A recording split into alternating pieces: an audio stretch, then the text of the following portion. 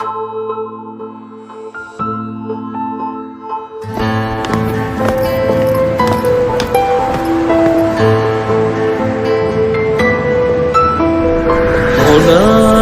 طريق جنة العلا، أتاذن السماء لأدخلا، فلا اشتياق داخلي ولا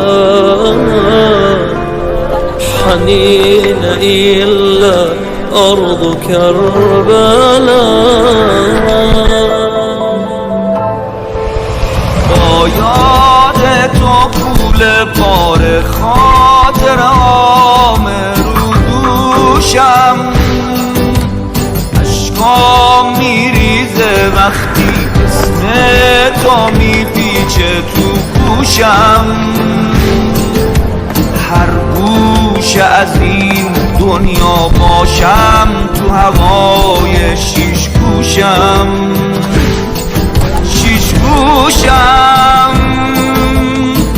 رو همراهی ما پر میگیره دل من به هوای تو رو بال نسیم. حتی توی خیال راه افتادیم به قرار تو جاده عشقت برسیم. دوریم از تو ولی لحظه به لحظه به یاد هوای حرم هم نفسیم.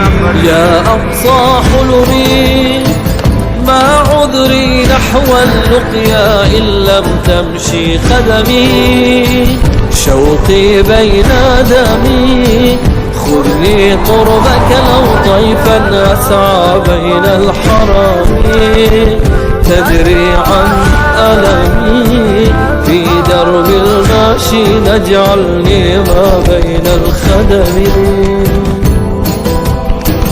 رو همراهی ما پر میگیره دل من به هوای تو رو بال نسیم. حتی توی خیال راه افتادیم به قرار تو جاده عشقت برسیم. دوریم از تو ولی لحظه به لحظه به یاد هوای حرم هم نفس.